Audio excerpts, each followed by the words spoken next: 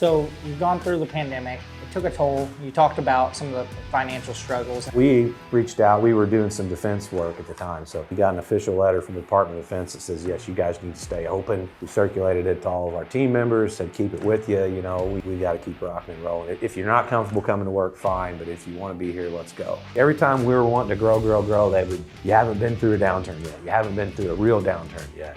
But until you go through it, it's different. It hits different,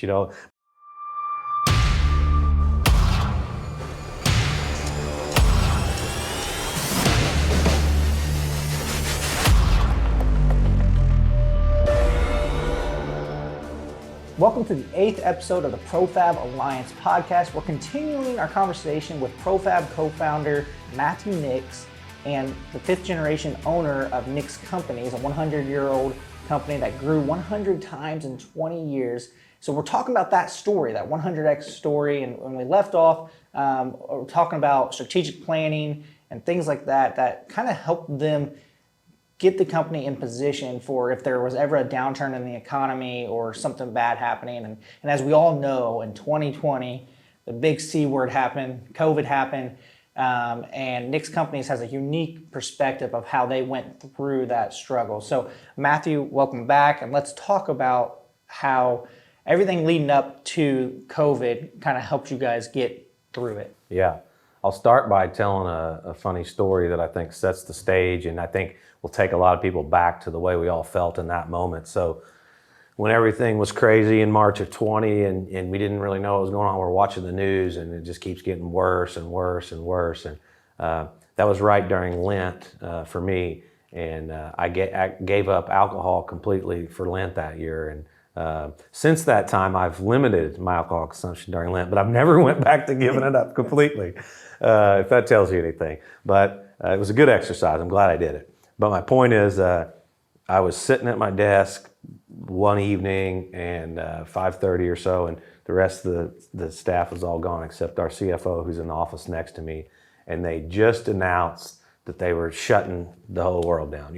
I mean, literally unprecedented. No one had ever experienced it before, and so we were sitting there and like, holy crap, what just happened?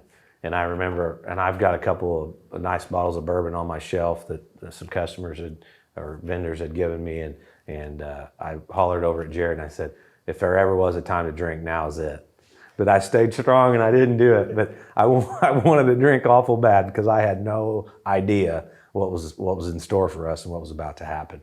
Of course, then we know there was all the things about essential businesses and et cetera. And in the early days of that, before they basically made everybody essential, it was all kind of, yeah, we won't get into all the politics of that. But before that, we reached out. We were doing some defense work at the time. So we ran it up the chain. We got an official letter from the Department of Defense that says, yes, you guys need to stay open.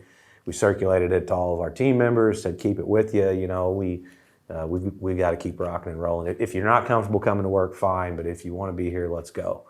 And most people came to work. And so we really never shut down. Of course, our office staff all worked from home like so many people did. And one of the things that we just by happenstance that we were uniquely positioned to keep right on rolling was that we were already decentralized. So, we have multiple locations that are pretty small, as small as, 8 or 9 folks up to 20 folks per location, and then our home office. So we were already set up with, we had good video conferencing systems in all of our conference rooms. We already had a network where we're all connected to one network. So we were in pretty good shape. When this happened, a lot of people, smaller companies, the big guys, of course, were ready to roll, but the smaller companies, a lot of people didn't have the infrastructure in place to do the work from home, to access their server and think about accounting people working from home and the security around that and so forth. So we were just blessed with, we were already set up that way, so that made it a lot easier. But the things that you mentioned teasing this episode, the strategic planning we had done, I would say our values, which most people might be interested to hear about, because how did that play into this? Because it really gave me a foundation to say, all right, I have no idea what's going to happen, where we're going to go, but but we're going to go back to these things and we're going to look at those and say, all right, how do we want to operate within this? So, for example, one of the things, our values is caring for people. And we said, we've got to make sure no matter what, we take care of our people. Another one is integrity, and part of that's transparency. So we were very transparent with our staff throughout the whole thing, letting them know where we're at, how things are going, even when they were not good at all, when it was really scary financially. We continued to over communicate with our staff. So having those values helped me to navigate through that time. That's awesome. Can you talk a little bit about, you talked about, you had the infrastructure on the IT side, which actually, if I remember correctly, wasn't long before that you guys started doing the decentralized things. Yeah. But can you talk a little bit about the IT, whether that ties back to the strategic planning and how you guys came up with that? I hadn't even thought of that. Great question, great point. Yeah, just a year before the pandemic, we hired our first IT team member. And yes, part of our strategic plan, if you recall on the last episode, I talked about we do everything in growth, culture, and sustainability. Those are the three buckets. We always have goals that move us forward. The sustainability bucket had predominantly been around IT the year before. And we knew that we needed to really enhance. So we had just put a central server in. The things that we wanted to be cloud-based, we just got all that put in place, and the security, and then having IT staff. It was one person, still one person, but it was the first time we'd hired anybody in-house for IT. And we had just went through a year of really enhancing that and upgrading, video conferencing in all the facilities.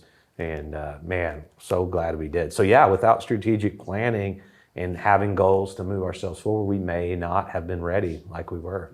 Yeah, and I brought that up because of that exact reason, because I do believe Nix was uniquely positioned to go remote. And when I say remote, it wasn't even just remote, like office workers going remote. It was also remote for the different shops and things to be able to communicate and basically keep things rolling as business as usual, other than, like you said, people maybe not going from shop to shop and things. So that's what we stopped doing. And that was a big impact to our culture. I think we'll get to that in a minute. But so when we talk about going remote, we're blue collar workforce. the office staff can go home, but we still got to fix stuff and make parts every day. So what we did was, and because we are, that's the work we do, like our senior leadership team couldn't just go work from home every day and not be there. So we actually split up our executive team, and everybody went to a different location and housed at that location.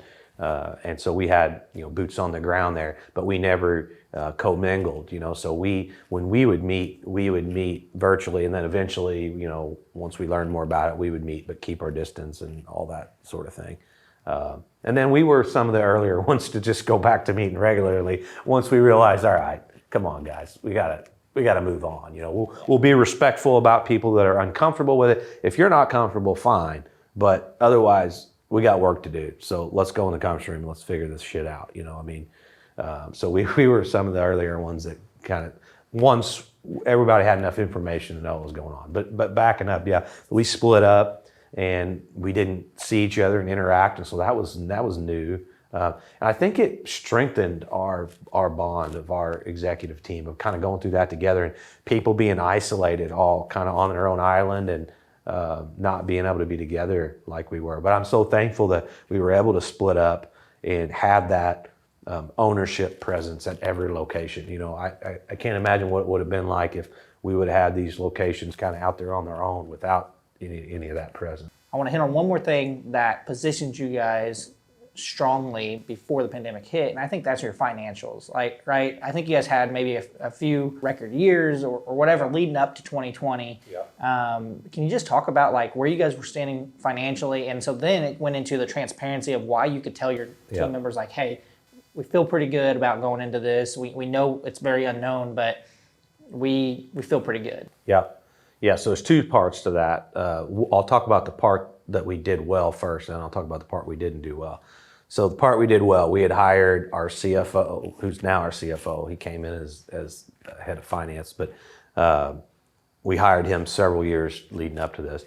had really been intentional, and our board was a part of that too, about just being more disciplined about the financials, making sure that we had cash reserves and that we were working on the balance sheet. Naturally, when you grow as fast as we've grown, there's a balance there between getting leveraged and making sure you have enough liquidity and a strong enough balance sheet to get through this stuff. And then, we were blessed with a couple good years, really good years leading up to this. 2019 was a record year. And so we didn't blow all that cash that we made. We had a decent reserve sitting there. I don't think we had anything on our line of credit going into it. Going into the pandemic, I'm pretty sure, we didn't have any balance on our line of credit. We had a little bit of cash saved up. So we're in a relatively good position there. So thankful that we had the planning, the leadership, the discipline for that. Now, coming through that, I'll tell you on the backside of that, we've ratcheted that up to a whole nother level. And what's funny is our board members that, they're generally a generation or two ahead of me, and they mostly would point to like the 08, 09 stuff, which I went through, but I was so early in my career, we were so small, I didn't experience it like they did. And they would preach. Every time we were wanting to grow, they would try to reel us in and say, you haven't been through a downturn yet. You haven't been through a real downturn yet. And they were helping hold us accountable to that. Now, I would listen to them. It wasn't like I was ignoring them. I'd say, yeah, you're right. But until you go through it, it's different. It hits different. My grandpa used to always say, somebody'd say, man, my thumb hurts. And, you go, oh yeah, I bet it does. I'm sorry. But he said, well, as soon as you hit your thumb, you really empathize with that person. So it was like that. We experienced it. And our financial discipline now is so much greater having gone through that. So now I'll talk about what we didn't do well. So we had financial reserves going into it. Caring for people is a big part of our culture and our values. And so I was super focused on not laying anybody off.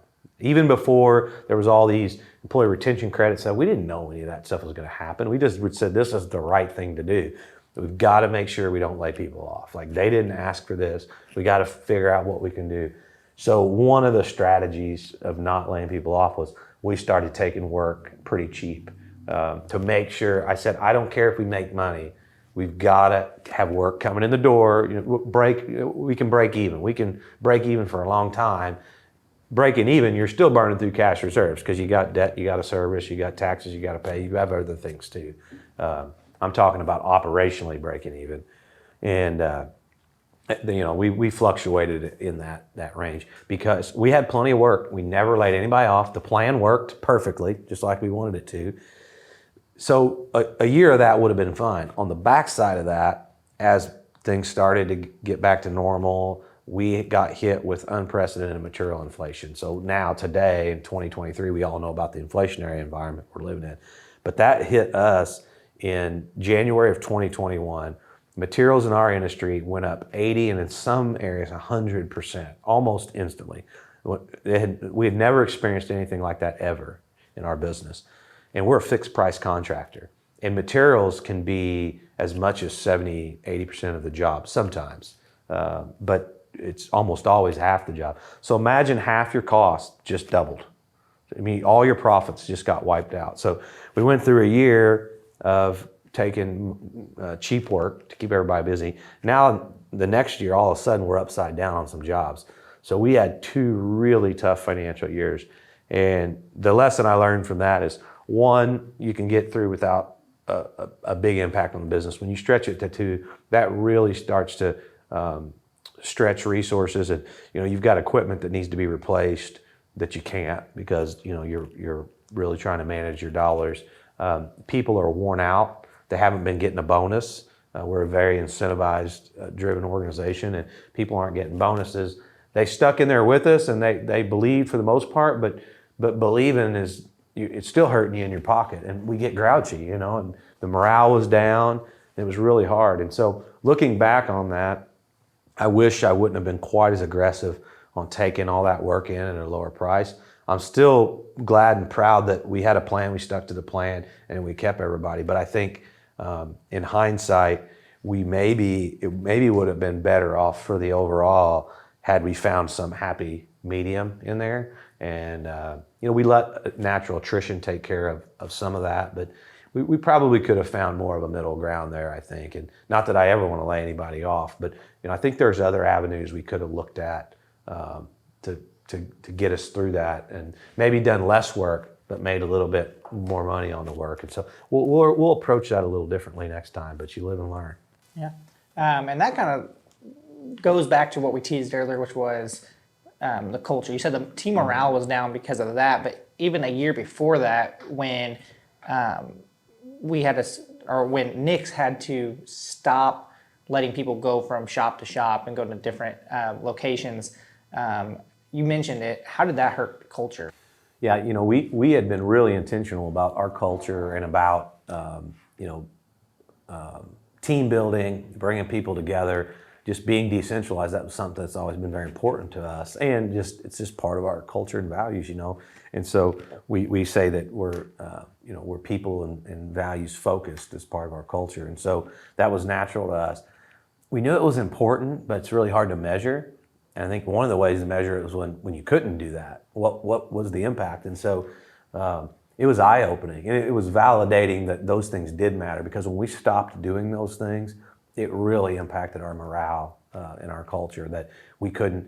So for example, the family picnic where we bring everybody together from all locations, we didn't do that year. There was a year where we didn't do the Christmas party, and I'm going to tell you, it wasn't for a lack of effort. I fought to have that party, and some people would talk to me off the ledge. Then we moved the Christmas party out, thinking, that things are going to get better. We can all remember it was like a roller coaster back then. And we moved the party out, and then things spiked again after Christmas. We moved it to January, which I didn't like, because I like it at Christmas time.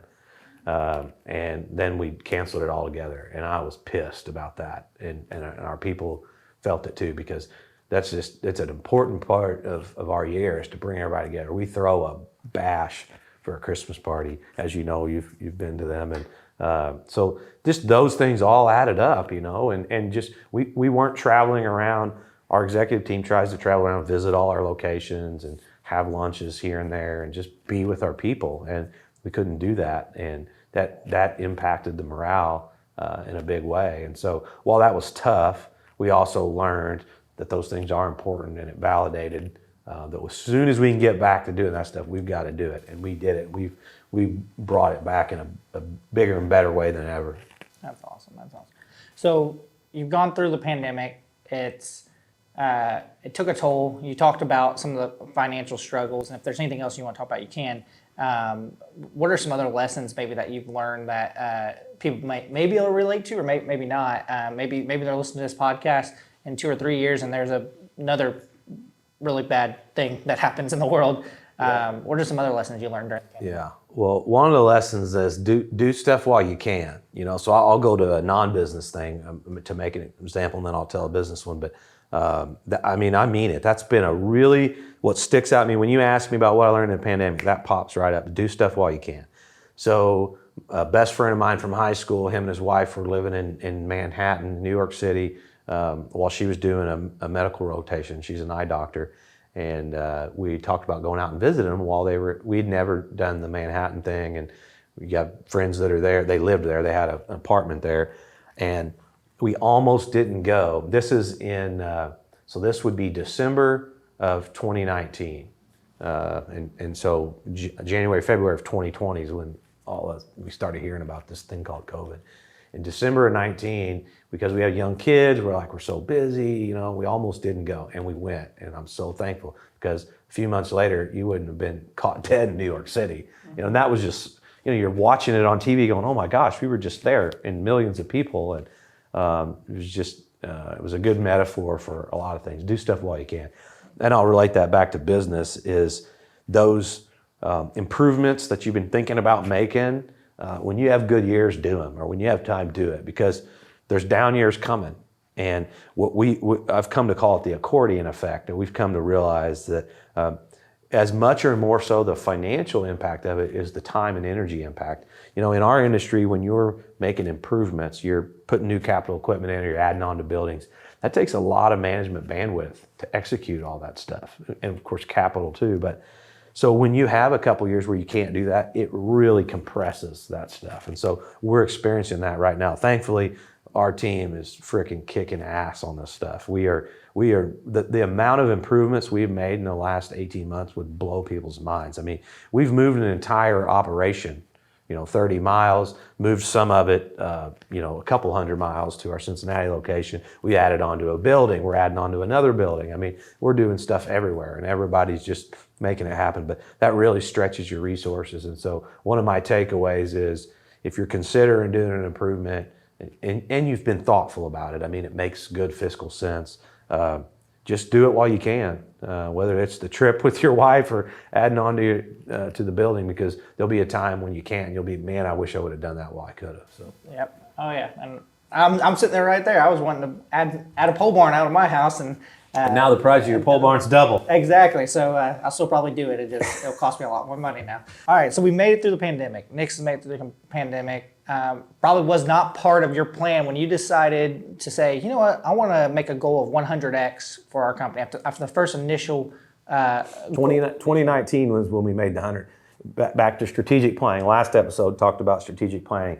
One of the goals we laid out in 2019 was to grow the company 100x since I had taken over the business. You didn't think the pandemic was going to hit, and that probably set you guys back a little bit, but just talk about, you got through the pandemic, you're starting to have a good year in 2022, right? Yeah. And something happens. What happens? You hit your goal? We hit our goal, yeah, in 2022. So the pandemic did set us back. We had 1 year where we went backwards in growth. And keep in mind, this was just a growth goal. So having only growth goals and not having them balanced with others would not be healthy. So and the whole premise of this podcast is how we took a company that's 100 years old and grew it 100x. And it says in 20 years, it was actually 19 years, which is from when I started. That in and of itself is not good enough. I want to make sure I make the point. We had that balanced with other goals, as we've talked about, our sustainability and culture and all those things. But you got to have a growth goal. I mean, if you don't have a goal to grow the company, you can just have a great culture and you can have a lot of cash in the bank, but I mean, that'll only get you so far. You've got to be moving forward. If you're not growing, you're dying. So that was the growth goal. We set it in 19, and then we had 2 years where we went, holy crap, what just happened? We went backwards 1 year. We went backwards in terms of our team, our head count, our revenue, and then when we came out the other side, it was like, we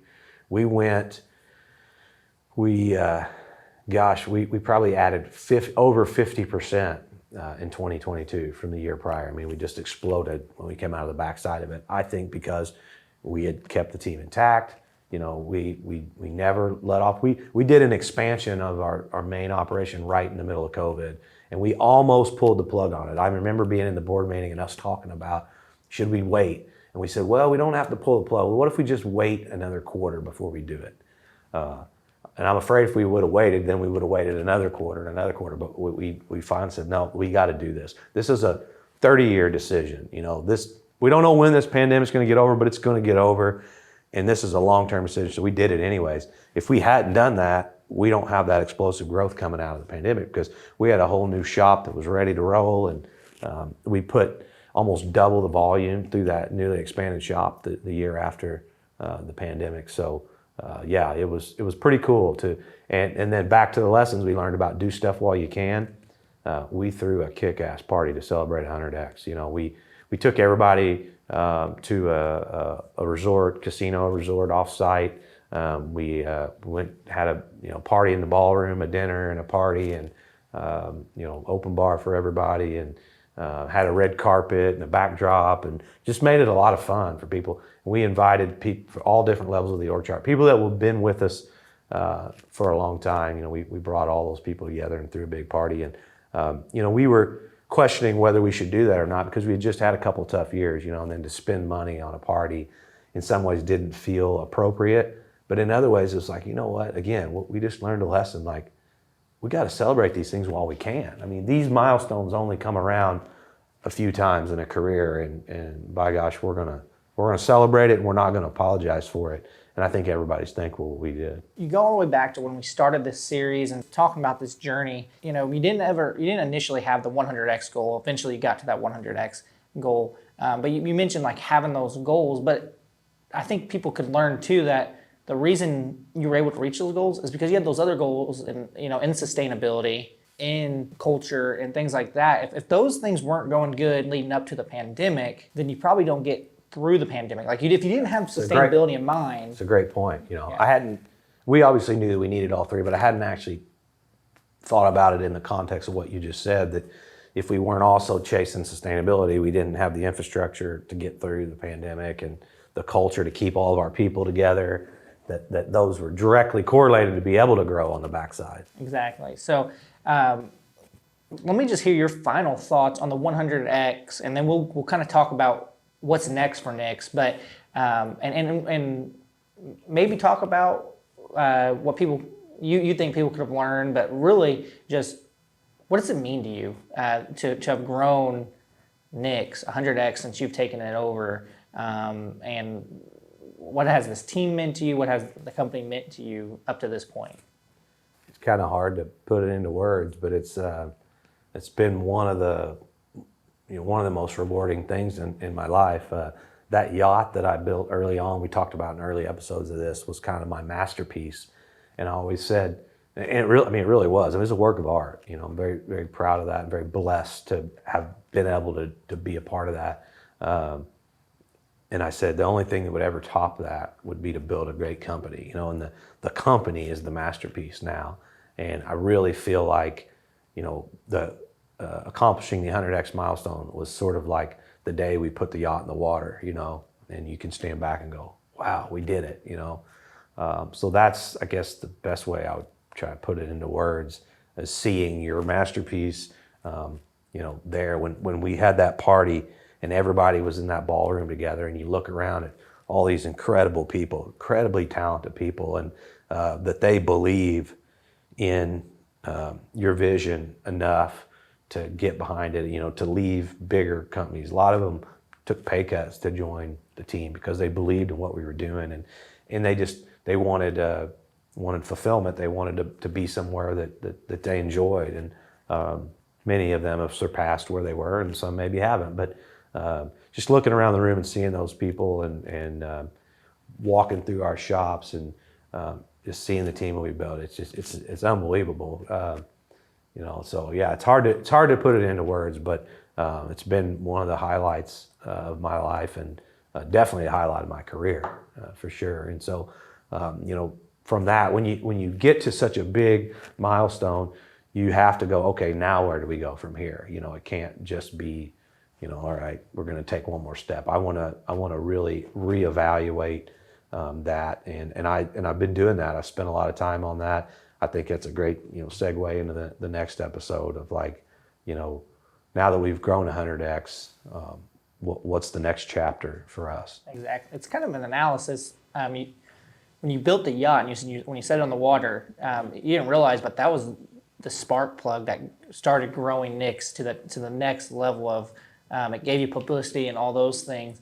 Just like now at 100X, a lot of people would think that you've reached a goal, which you have, but it's kind of the beginning of where you've always wanted to build a great company. And that's kind of where, it's like now we've got it all in place. We've reached our 100X goal.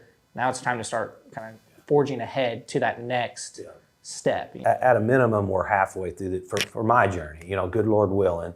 I'm 38 years old. I'm coming up on my 20th year in business here, and I'd like to think I'm going to do this another 20 years, maybe more.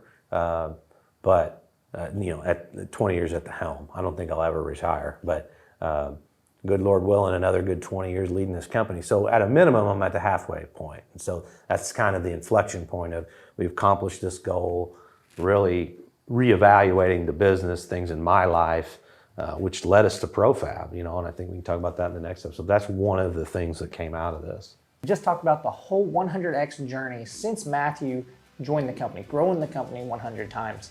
On the next episode, we're going to talk about what's next for Nix Companies and how this is kind of a new beginning for them.